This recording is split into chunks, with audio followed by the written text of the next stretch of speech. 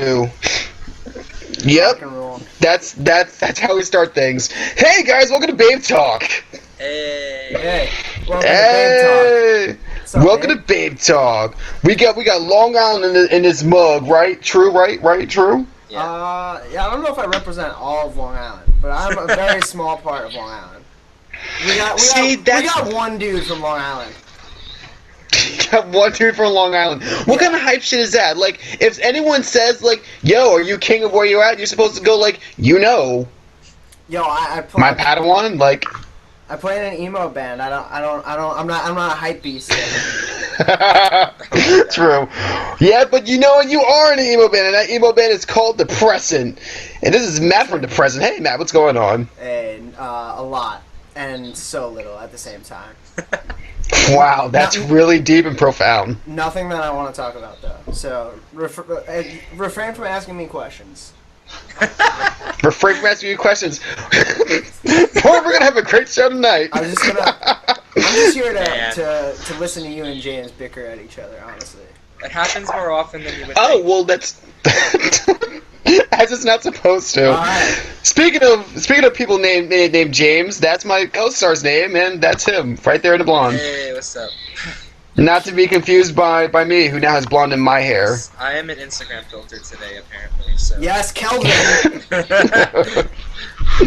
For those watching the show, I'm pretty sure we're all in new locations. We're all using new equipment, so that's probably why you're able to see the show so well and actually hear our voices. Because hey,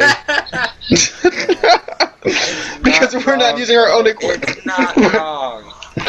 Nope. God does not like Babe Talk. Let's jump right into it. Every week, I ask my panel how their week was, and we'll talk. We'll ask James. James, how was your past week, or whatever I've spoken to you last? Not good. It's been an interesting day. My band broke up. I found out that I'm graduating. Which I'm sorry, I'm not. I found out Yeah. that How am I gonna top that? I'm not doing. I found out that I'm graduating a semester late, and my computer broke this morning. Jesus Christ, dude. Did I have to, I'm so sorry. All in the past 4 days. Oh my god. Dude, I have to counterpoint that with all positive shit, or else like everyone's gonna just be like, nope, see ya. No, I'm sorry. No, this shit is too depressing. Aw. Alright.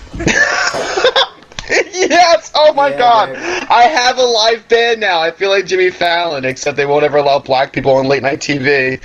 So, like, what are you gonna end up doing, Jay? Too much tea? Excuse me. Too much tea. Damn. What'd you say? But yeah, is there anything positive that you can contribute? That I can contribute. Yeah, I had a good week. Matt, you might be the only person with positive things. So let's go into how your week was on some real talk. Okay, let's hear it with James. Oh, you found a penny. Was it heads up? Yes. All right, then. All right. Throughout your days, you'll have good luck, so that's good. Matt, you go. That's me go. Okay, I'll go. I had a great week because for the first time in 3 months, Depressant practiced. Nice, which is really awesome here. But that was a concerted effort. We did it on purpose. Ever since the backyard show that Babe Talk put on, we decided to take a little break because of how long it took to write our last record. And I think we were all pretty burnt out, so we took like a 3-month break, and now we're back. And so this is good timing. This is great timing, actually. It really is, which I'm glad this all works out for everybody. So, hey. Hell yeah. Coincidentally, everything's kind of copacetic, which is good. Yeah, that's a word. Now, I began to remember that a few weeks ago that we're talking months now, that we actually had met, and we all came together for a Terminal Trail show, which was very, very much fun. Hell yeah. Shout out to Chill. Becca. Shout out. Shout out to Becca. Shout out to Becca, Fuck indeed. yeah. All So like day. between the time in which like you guys took a break, has there been anything that you've been working on solely? Me, not so much. I've just been like practicing a lot of guitar and trying to get better at guitar. I'm trying to like learn how to play piano. I mean, like I get it. Like I can play guitar, but you know, it never hurts to be like the best guitar player in the world. So I'll get there. Yeah, I've so far I've yet to see that backfire for anybody. Yeah. So yeah, I'm working on that. But for real, I'm trying to learn how to play piano. I want to incorporate that on, if not the next Depressant release, the one after that. So I've been playing a lot of Adele on piano, and it's fucking the greatest thing ever. I'm actually really happy that Adele ended up coming back from like nowhere. Oh yeah, no, then that's like a certified fucking jam. Like Best that comeback single. like Yeah. Oh yeah. ever. Because I was like, do you guys remember like when she ended up taking her break from music? Like, because I remember like she ended up having the throat issues, blowing out her vocal cords, and then she came back for the Grammys, I think. Yeah, Like she 2 or wrote 3 years Skyfall. afterwards. Her last record came out 4 years ago. Like the one before this. 4 years ago, yeah. The last record came out 4 years ago. Then she had the blowout, and then she didn't do anything for a while. And then she did Skyfall, and then just went back to doing nothing. And then she was just like, literally, She got- hello. And it was all like, whoa. Hello. The reason that Hello. she took off was because of she had a kid. So I think around Yes, the time that that as she well. got pregnant. Nice. Yep, she wanted to take time for a kid. So it's great to see her back and doing stuff. Like she's been an artist I've been wanting to view for a while. On my bucket list it was her and Amy Winehouse. And Rest in peace. there's no like. I'm glad no one made an Amy joke. Like I'm glad that you guys saw my inner and we're like, nah, can't talk about Amy. Yo, speaking of Amy Winehouse, shout out to the number 27. That's it. Oh Yeah, yeah, I- that movie. I just saw that the other day for the first time, and like afterwards, we were just like trying to see what added up to 27 in our lives. Yo, Wait, I'm actually not familiar with this. Can someone enlighten? well, the 27 Club is the Immortal Club. Well, Oh shit! I thought you said the movie, the number 27. I'm really dumb. Yeah, I thought the movie because I'm like, wait, are we talking about the movie or are we talking about the age? And I'm like, is there now a documentary No, on the age? I'm just saying, shout out to the number 27, just because it's a great Got number. you. Yeah, True. yeah. It's important in the pop punk lives of many kids. Oh yeah, as it should be. Yeah. Do you remember? All right, so That's the one. yeah, so I was MIA last week because I had attended the Nightlife AC Awards, which was very interesting. The club promoter, the bar that they book at, they won the award. That was very cool. I ended up taking an award home myself because You stole no one it. else claimed it. You So stole it. I mean, like You went if on you say stage it like for that, a bar it's- that you didn't work for, and you took it. Nice. But all right, well, here's how the story goes. Like we were like enjoying the night, partaking in the beverages that they provided us, and we knew one of the people presenting, and no one was going off for this one particular bar, and Okay. it was 1 Mississippi, 2 Mississippi, Oliver's Award. Nice. Jesus, not even 10. No, because you can't take because it has to be like on time. Like if someone goes like, and the winner goes to the bar. Is a bar here? You wait 10 seconds, they're gonna move on. But if you don't, if you wait 2 seconds, then you get to go home with a lovely award. Awful. I'm pretty sure I'm gonna give it back to them. I think it's just like shitty webcam, but that looks like a package of like toe cream or something.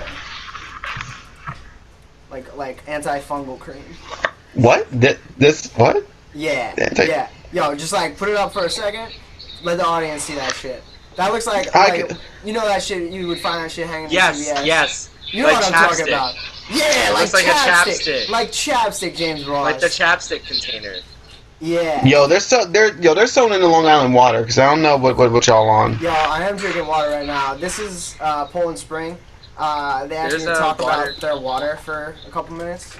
Shout out to Deer Park water being named after my town. Okay, Deer Park water literally tastes... Shut up, James. Deer Park water tastes like somebody like put their dirty paw in it. You're not wrong. Yeah. I mean, true. I know this is really weird and like really like pretentious of me, but I'm drinking smart water. Dude, smart water all the way. Honestly, I think I lost my endorsement to Poland Springs just now, but damn. But yeah, smart water. I'm in on it. I like it, yeah, because you know like certain waters, like when you drink it, you don't notice that it's different from other waters besides like taste. This just is like a softer water to drink, if that makes any sense whatsoever. Softer water to drink. Yeah, I feel it. Yeah, but we're talking about water, and that's not what this podcast is about. This podcast is about showcasing other bands like Depressant, and that's what we're going to talk about, because we're going to go right into the interview portion of this. Such a smooth segue. Thank you so much. As everybody knows, that we're still open for sponsorship. If you want to work with us, in this way of sponsorship, or if you guys want to get your own band onto the show, just email me, Ali@Babetalk.tv. Those are the formalities that I have to take. That's what the executives at Babetalk have told me that I need to now say from now on. Is just throw my email in. Right, James? Yes. Sick. The suits have gotten to us. So, yeah, let's just start to jump into Depressant. As we do know that the band does hail from Long Island, so that's a cool thing.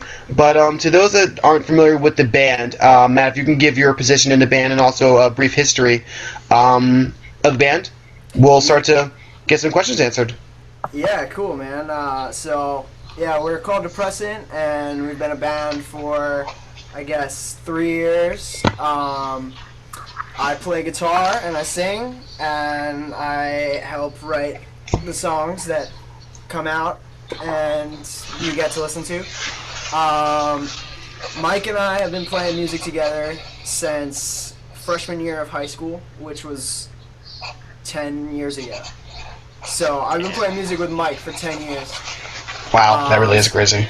So yeah, we've been in tons of bands together. We were in a really bad pop rock. Well, actually, we were really great. Come to think of it. So we were in a really great pop punk band in high school, which was fun. And then, we did like a hardcore band for a while, and, like, we've just always connected musically, and he's my musical soulmate, and, yeah, Depressant wouldn't be Depressant without him. And that's all I got to say. Shout out to Mike. Shouts out to Mike. Own. Actually, you know what? And I didn't say that. And quickly, I just want to touch on this amazing article that Matt did share about the weird connection between self-care and like how we're supposed to treat it within the music scene and within ourselves. So if you guys want to check out a really great article, it's our featured article on Babetalk.tv right now. That's written by Mike. It's an editorial. It's dank. Sorry for stealing your spotlight, Matt. Nah, man, I don't deserve it. And Same. yeah, so no, Mike is an extraordinarily talented writer. So check it out. Yep, check it out. So let's switch. Let's go back to you. Where to start? I really don't know where, because we have so much to talk about. If we can just jump back to you're playing guitar. What had inspired you to first pick up an instrument? Billy Joe Armstrong, like without a doubt. Green Day was like the first band that I listened to that wasn't, I don't know, Eminem. So, yeah, like they kind of had a profound impact on me inadvertently, just because they were the first band I heard. So stylistically, I find myself modeling songs like a lot after, like, they don't sound like Green Day songs, but sometimes I'll structure a song and it has a lot to do with Green Day. So Yeah, I mean, I wanted to play guitar because I wanted to be in a band like Green Day, and I thought that it was music that I could play. At the time, because I was really young. I started playing guitar when I was like, 10 or 11. So, and I'm 23 now. So, it's been a long time, and yeah, that's what sparked it all. I mean, my brother is really into music, and he's older than me, so I used to like steal his CDs and shit. Steal his Green Day CDs, his Blink-182 CDs and shit, and yeah, and then I got a guitar for Christmas one year and fucked around for like 2 years and just like didn't get anywhere, and then I just buckled down, man, and I'm where I'm at now, and I'm always trying to get better, but it's definitely like the one thing in my life that's been a constant for the past 10 plus years. So yeah. And so you're also like you're self-taught with the guitar as well. Yeah, I had a teacher for a little while, and I fucking hated his guts. I wanted to beat the shit out of him. So, like every time I had a lesson, I would play as poorly as I possibly could just to piss him off, because he's such a fucking dick, man. But yeah, and that kind of scarred me for a long time for like ever wanting to accept help in learning how to play music. So yeah, I stubbornly taught myself how to play guitar. Now I'm more open to advice and stuff like that. But yeah, that shout out to that douchebag Brandon or something. Like he was a douchebag. Like really, like I'm getting heated right now thinking about it. So. I can hear the fluster in your voice. Yeah. I was like, man, I really didn't mean to go to like dig that deep to like bring back old scars or stuff like that. But yeah, well, he really liked the Misfits, which was cool. But like, he was like a really shitty Misfits fan, and that's how you can like really like figure a lot out about a person. So damn, you know what it is. Yeah. All right. So now to talk about your album, you guys released the Manhattan Project back in June. How would you say the reaction has been towards that so far? I gotta say we didn't really know what to expect because in 2012 we put out like a demo like EP thing that I hate now, so it's not even on the internet. You can't even find it anymore. It just doesn't exist in terms of the internet. But Mike and I recorded that, like, just the two of us. And, and so I pretty much from the second that came out, started writing the Manhattan Project. And it took a long time to write, and I mean a long time. It took like 2 years probably to actually write, and then longer to record it. And it didn't help that Mike was in Ireland for a long portion of the writing process. So we wrote the Manhattan Project a lot over like webcam and voice memos and just like long distance. The Manhattan Project was written like primarily long distance.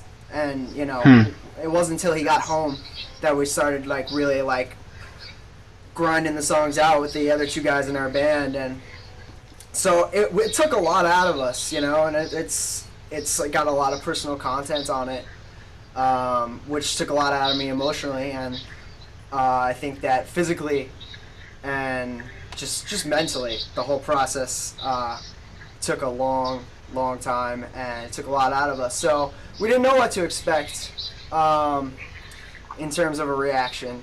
And so far, our friends really like it, and that's what I care about. I will always want to write stuff that I like and my friends like, and that'll always be enough for me. But people have reached out to me, like old friends, or people that I've only talked to one time, would hit me up and be like, oh, I heard the record and it's really fucking good, and I haven't seen you play in a band in like a long period of time. So it was nice. It was nice to kind of come out with something that I felt like was the first like mature piece of music that like I was able to be a part of. And so, yeah, I'd say the reaction's been good, and we're gonna keep grinding and hopefully reach more ears and reach a broader audience. But if not, I like it, my friends like it, and that's what's up. Awesome. Now, you brought up an interesting subject with trying to bring out a like expand your audience. I'm assuming you guys have now found your sound, because I remember you were talking about how you just could not stand the first EP that came out, Yeah. and that made you guys put your nose to the grindstone and really bust out something that you guys can be really proud of. Right. Now, how are you guys going to rebrand yourselves? And because you already have the Manhattan Project and that's out now, and you guys you may have something new in the works that's going to be coming out at some point, maybe. I'm not sure. I heard it through a grapevine. Yeah. But how do you plan on reaching these new kids? Well, it's interesting because it was.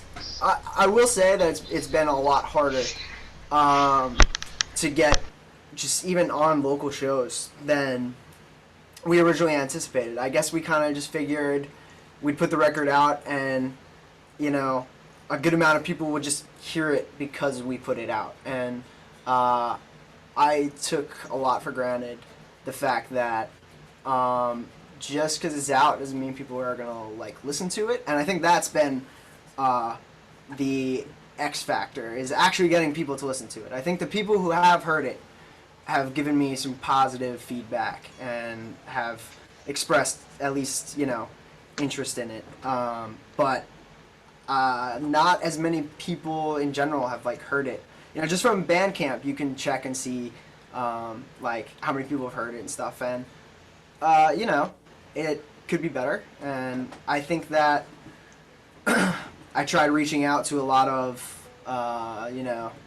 sites. I reached out to a lot of the bigger ones, like Consequence of Sound and Noisy and shit. And I figured we'd at least hear back from them. And I don't think I should have just figured that would be the case, because when I didn't hear back from them, I was kind of not insulted or anything, but just wondering. I had a lot of I was second guessing myself for a while, and now I think that now that we've had the time off and we're back to together in the same room writing music, I think we just want to go slow and go at our own pace and put out an even better record than in our opinion, the Manhattan Project. And we have been fortunate enough throughout the years to meet people, even up and down the East Coast. I feel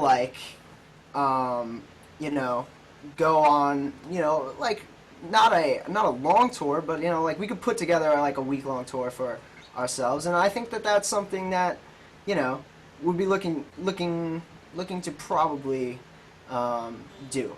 But start small and go from there, and let everything come naturally, because I feel when the Manhattan Project came out, we were forcing a lot of things, and yeah, I just don't think that we're gonna approach it the same way. We're just gonna go at our own pace. Awesome. Yeah. So, were there any other lessons that you learned during the record cycle release? I know not taking things for granted must have been a big one. Yeah, absolutely, that was a big one. I did learn a lot about myself as a songwriter, for sure. There are things on the Manhattan Project. I am completely and 100% happy with the Manhattan Project. I wouldn't actually change a thing just because of how how pure it is, in my opinion, but there are some things on there that do kind of drive me crazy, and I think about and I'm damn, I wish I did that differently. So I learned a lot about myself as a songwriter, and I think that at least some sort of progression will shine through on the next record. Awesome. So you guys are writing new material now, right? We are. we have plans to do, firstly, I guess, like one track, like a single, and that's going on a mystery CD that I don't know if I'm allowed to talk about. So, yeah. Not yet. It is still going to be a mystery for now. Okay, so we're recording one song, I'd say, in the next month or two, that, Mike wrote, and, I was able to, put my imprint on it as well, and it's definitely my favorite song that we've ever written, that he's ever written, and that I've ever been a part of. So I'm really, really excited to record it. And then we have like another EP in the works. It's gonna be 4 songs. We have the title already. We have the track list already, and the songs are pretty much done. It's just a matter of working on them as a collective unit. Awesome. So yeah, we'll do the single, and then we'll do another EP, 4 songs, and it should be out this year, I hope. The sooner the better. But like I said earlier, we're gonna go at our own pace. So. Awesome.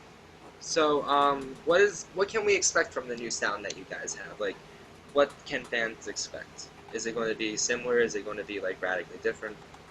I would definitely not call it radically different. I would say it's a better version of the Manhattan Project. It's I don't know. It's a lot. It's still us writing, and we all have, I think, very distinct, ways of, writing and going about the writing process. But yeah, I just think that they're collectively a stronger collection of songs that kind of pack a quicker punch and kind of get in and out quicker. So yeah, I mean, we kind of just tried to take the best parts of the Manhattan Project and, take all of our experiences from the time that we finished that till now, and, put it into something that we feel can top what we put out last. We're not going to put out a record if we don't think that it's better than the Manhattan Project. So until we do, it won't be out. But hopefully it comes, naturally in a timely manner. For sure. So, something I do want to know is, on the Manhattan Project, do you have a favorite song off of it? Do I have a favorite song? Well, The Dubliner is a song that it's probably my favorite song because it's by far the most personal song I've ever written. Every time I play it, I feel the same way I did when I was writing it. And that's really the song that Mike and I wrote while he was away in Ireland and I was here, and I was really having a hard time. And I think that song, once it came together, even though we were separated by such a large distance, we were kind of just like, oh wow, this could be, better than anything we've done to date. So, yeah, I think The Dubliner is my favorite song because it's the one that got this whole process started. It's the thing that got me feeling like Depressant could be, a band that I play in for a very, very long time. So. Damn. No, The Dubliner is also a personal favorite of my song. It's instrumentally probably the most interesting on the record, in my opinion. It's just really catchy as well. Thanks, man. So, something that I've noticed, you've been involved in the hardcore scene and still are, for I believe so, right? Yeah, man. We'll always have a really special place in my heart, for sure. Sure. So what's it like different playing in a band like Depressant compared to like hardcore bands that you've been in? Wow.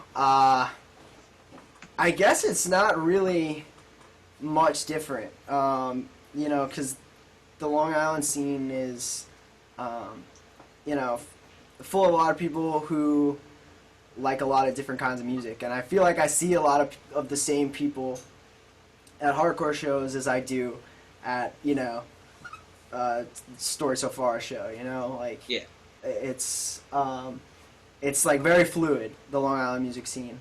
I'd say that the like Depressant shows and stuff, like we have more people coming up to us and like talking to us, more willing to come up to us and talk to us after our set.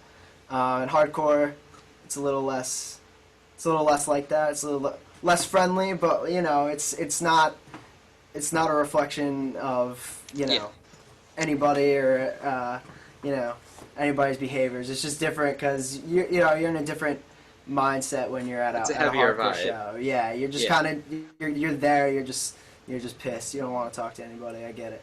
So, yeah, I'd say not much different. It's the Long Island music scene is very fluid. So, a lot of more similarities than differences.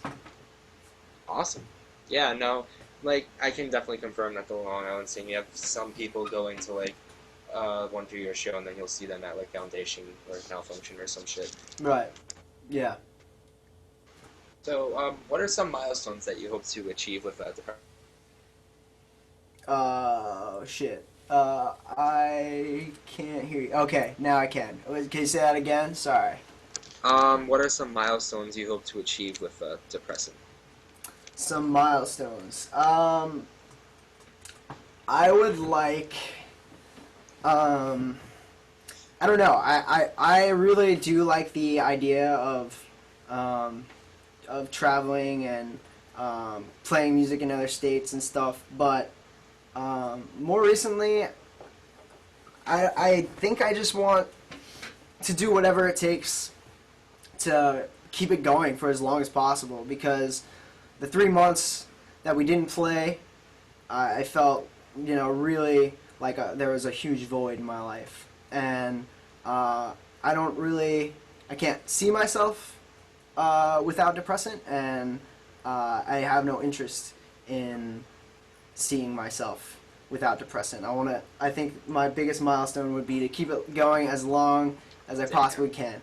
And I hope to enjoy it, 10 years from now, just as much as I do, right now as we speak. So, that would be great. Hello, Oliver. Ali disappeared on us for a second, but I think he's all good to go now. Nice. Well, yeah, I mean, that's pretty much about, what I had to say about that. It would be nice. It would be nice to travel to a couple places. Like, I've always wanted to play in Florida. Like, it's like a really like stupid, shitty, like really itty bitty milestone. But like, I don't know. If I could play a show if I could play one show, like not even do a tour, like just go down to Florida, play one show, and then go to Disney World for 5 days. That'd be sick. That's what I want to do. I want to. That has to be one successful tour if you're going to go down to Disney for like 5 days. Yeah, well, we'll call it less of a tour and more like we played a show while we were visiting Disney World. That sounds about right. Now, sorry for disappearing for a little bit. I had to take care of some stuff, which, well, doesn't matter. So, like, you talked about how you want to continue to pursue music and have everything be a surrounding around Depressant. So, what would you attribute that to? Where the love comes from? Because clearly you love doing what you do, but where's that love come from? What drives you to continue to make this to be the best thing that you can be? It's really simple, man. Music literally was the one thing that really just saved me from myself, to put it quite frankly. This was the one thing that I could turn to always. It was always a constant. I've been fortunate enough to play with the same kid for the last 10 years, and not a lot of people can say that. And For sure. I think that in and of itself is something to be proud of. But yeah, man, I just think that the love is just always there because I'm playing with people I love, I'm playing music I love, and playing it makes me feel loved because, like I said, my friends like it, and they're the most loving people in the world, and their support means everything. Your guys' support means everything. So it's the little things, man. Like, it's the little things that, like just one kid coming up to me after a show saying, "Hey, cool set," and then walking away. That's the coolest shit to me, man. Like, just, I don't know, just getting to play music with other bands, getting to play with my best friends, like, it's just the one thing in my life that, like, I know I'll never be depressed about, Like, I'll never be down on Depressant. That it's always going to be something that helps me. It's never going to be something that hurts me. And that's what I like most. That makes sense. Yeah. So let's now talk about the scene in which you guys play in. We all know that Long Island has a pretty solid music scene, just from seeing a lot of bands that come from that area that even I've been able to see all the way from Jersey. What's your take on it? Like, how strong is it? Have you seen it progress? Where do you see it going? Stuff along the lines of that. Oh, it was quite interesting actually because the biggest promoter empire that's going on Long Island right now, East Coast Collective. Mike, myself, and everyone in the band, we were there when that was just a very, very, very small operation. And it was just one kid starting out because he was sick of hearing about bands paying to play shows. And he thought that people should play,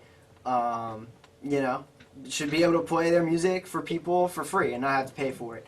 And that kid was Jake Zimmerman, and he's done an amazing job building, unity in the Long Island scene. They book all sorts of different bands and from different genres, from different backgrounds, and I think that they definitely contributed a lot to having shows consistently and having shows with no bullshit and not having to not having a shitty fucking promoter just trying to steal money from kids who can't even afford their own equipment. And I think that helped a lot, and it was cool to watch it build from the ground up. Sick. And it's cool to see something that you can literally say has been dismantled and then rebuilt. Like you've seen it built up, you've seen the progression of it, and it only helps you guys push more because now you're part of it. Yeah, it's a real we're a very small part of it, and we're happy to be any part of it, I guess. But yeah, it's really a special thing to be able to just get on a show pretty much, when we're looking to play a show, and have people come out just because, they have a reputation of being good, good shows. Long Island has a reputation for having good shows. That's why there's people from out of state always coming to shows. I, practically recognize the people from out of state now, because they come out so often. Damn. That's cool though. Yeah, it's really neat, and I think that with everything, there is room for improvement, but I'd say the Long Island music scene is very, very strong, and we got a lot of good bands up and coming, and like I said, we got good promoters that don't screw bands over, and those are two very important factors for having a successful and thriving music scene. And what do you think would be the one thing that anyone that doesn't play music, what they can contribute to a scene? Who don't play music? Very interesting. You can open a venue. That would help. We definitely need more venues on Long Island. Rest in peace, the Vibe Lounge. Yeah. Yes. Rest in peace, the Vibe Lounge. Or more like, rest in peace, Deer Park VFW and, Glen Cove Moose Lodge. All these, like, I was DIY being spots. ironic. I know, I'm just joking because I love it. But yeah, for real, I don't know, man. Music is what I've always been consumed by, and I don't know what normal people do. Like it's kind of weird. But okay, for instance, like my parents, like they don't give a shit about music. They don't, they don't care, like about the underground music scene, like whatever. But they care about me, and they care about giving us a place to practice. Like, I'm in my basement right now, and this place looks like a fucking studio. We're very lucky that we get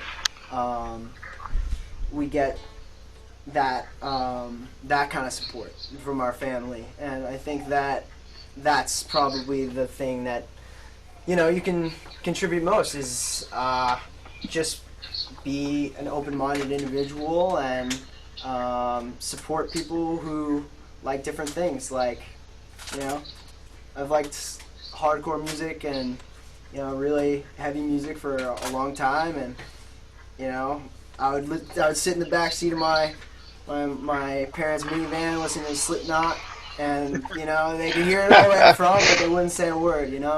So I guess the biggest thing you can do if you're not part of the music scene is support a musician. Support a musician you know. If I didn't have the support of my family, I don't know if I would have made it this far.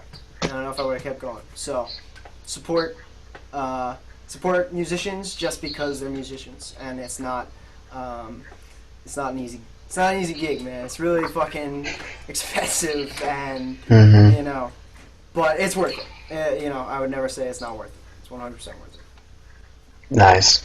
So we'll start to slide into our song showcase here, which I'm glad you guys have picked one of the songs that I've definitely been vibing with. 628 Jasper, correct? Yeah, correct. 628 Jasper.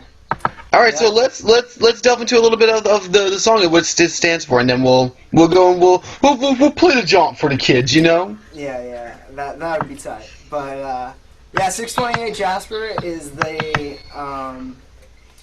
the room number and the dormitory of I'm being passed a note right now. Oh, okay. Sorry about that. Passing notes. We're in high school. Yeah. We are in high school. No, we sure are. Okay, but fuck. What were we just talking about? God damn it. Sorry. What It was me. was I just saying? Okay. What were we just talking about? 628 Jasper. 628 Jasper. Okay, so this girl who I dated for 2 or so years, I guess 2+ years, she went to Manhattan College. That's where I got the name Manhattan Project, because I knew her going away and us taking on a long-distance relationship was going to take a huge emotional toll on me, which it did. It didn't help that, she didn't turn out to be a very good, loyal person. So, 628 Jasper is the, like I said, the room number and the dormitory of the kid who she was cheating on me with. Ooh. So, yeah. So, there's a line in there, I'll leave you out the door of 628 Jasper. And that's what that's about. Because, The story goes, one time I was at Manhattan College visiting her, and she asked me to leave. And as we were leaving, she was hitting up this other guy, saying that she was heading over to his thing, his dorm as soon as I was out, and and that's what that's about. 628 Jasper. It's Manhattan College reference. Yeah. All right, well, we're gonna start a stream. Stream it, baby.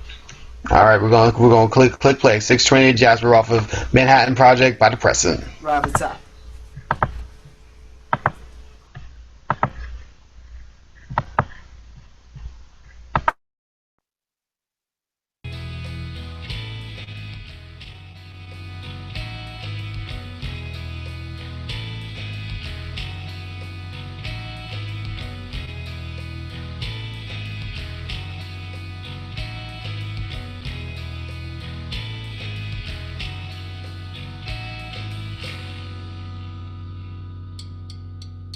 Accept all my prayers and be close to my side.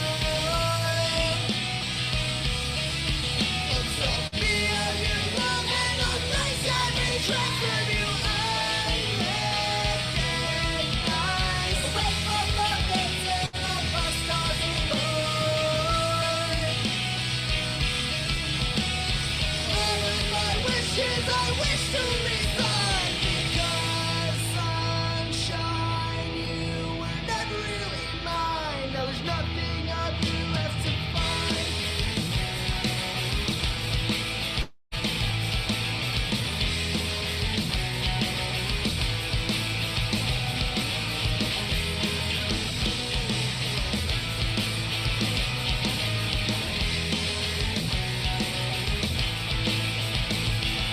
The sour bitter taste that was controlling my mind no longer lingers inside. Every memory I try to hide resembles something sweet like tangerines or clementines. And I swear you stood there like a pillar of despair. We patched up your cracks, but you never held your share. It never seemed to me this is where you wanted to be. And now I can't envision a beautiful future sound that is all crumbling. I won't make believe that I can't see. You care for him more than you care for me. So I'll leave you at the door of 618 Jasper. Blessed are the forgetful, 'cause they don't have to recall the trauma of it all. Feeling like a metal falling game of demons and odds. Just when I think you left me, and I swear you stood there like a pillar of despair. We patched up your cracks, but you never held your share. It never seemed to me this is where you wanted to be. Now I can't envision a beautiful future sound that was all crumbling. All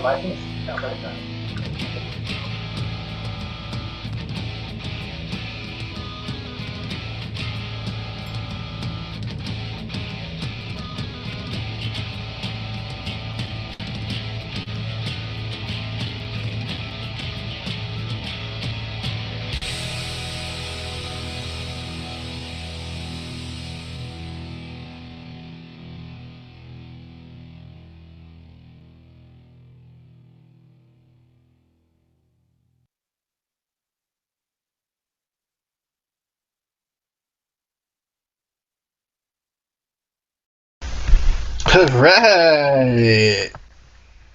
Oh, I'm the only one that's. Okay, wait, hold on. Let's unmute. Let's unmute the guest. That might be a good thing. Oh, well, cool. Like all times, I don't know how to do it. But while we're getting Matt unmuted, we can talk shit on Billy. No. Oh, damn, can't do it. But yeah, that so far seemed to be one of my favorite songs off of that EP. Because I think it like kind of showed the band in a nutshell, or excuse me, at least that EP on itself, because you have the heavy side, the emotional lyrics, and a little bit of a breakdown in which you guys kind of incorporated like one or two other songs within the EP in itself. So that's a great overview of the band, and that was particularly my favorite song off it. So it's good, it's great. I'm glad you think so, man. Yeah, I try to incorporate that heavy shit in with the, whatever, softer shit. Pretty much just ask myself, what would Green Day do? And then ask myself, what would Bane do? And then put it into one.